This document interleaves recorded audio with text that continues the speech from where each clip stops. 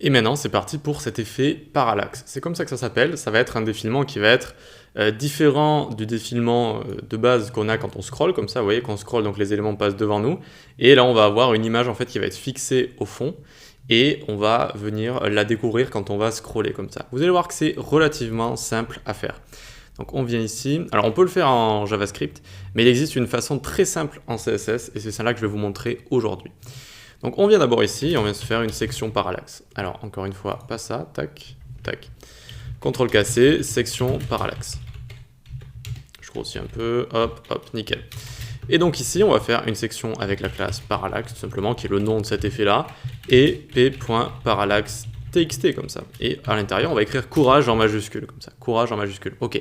C'est tout ce qu'il y a besoin pour l'HTML. On peut maintenant aller là, on prend une démarcation, et on va ici. Tac, tac. Ce ne sera pas navigation, ce sera parallaxe, comme ça. Parallaxe. Super. On a besoin de quoi ici? On a besoin de faire prendre toute la largeur à notre élément, et on lui donnera un background spécial. On prend notre parallaxe juste ici, tac, hop, hop, nickel. BG image, donc background image, ressources / image paral, .jpeg ici, très bien. Ce sera notre image, il faut également qu'elle soit donc, regardez, j'ai fait exprès de la découper en fait. Si j'arrive à la retrouver, parce que ça va pas être facile, ok, elle est ici.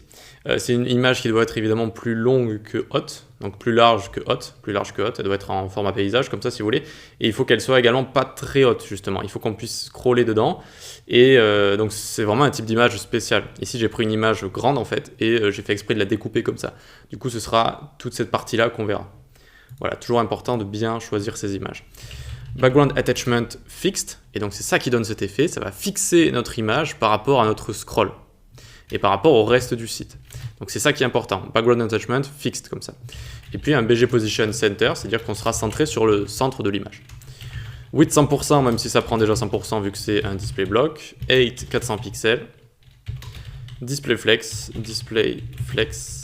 justify content center ici, hop, align items center, parfait. Donc on a utilisé Flexbox ici, c'est juste pour centrer le texte qui est à l'intérieur, vous savez, courage ici. Voilà. Maintenant on va s'en occuper de ce texte. Donc point parallaxe txt. On lui met un font size assez grand parce que c'est cet effet qui est assez sympa, donc 100 pixels comme ça, avec un grand texte, ça donne quelque chose de sympa. Color FFF, text align center, tac, font weight 700. Et c'est nickel pour ça. On peut directement terminer avec un tout petit media query qu'il va y avoir. @media screen and max width 550 pixels. Point parallaxe txt, donc point parallaxe txt ici, hop, on va lui mettre font size 50 pixels. Nickel. Donc ici, hop, on voit que ça fonctionne, on a bien l'effet escompté et c'est nickel comme ça, nickel.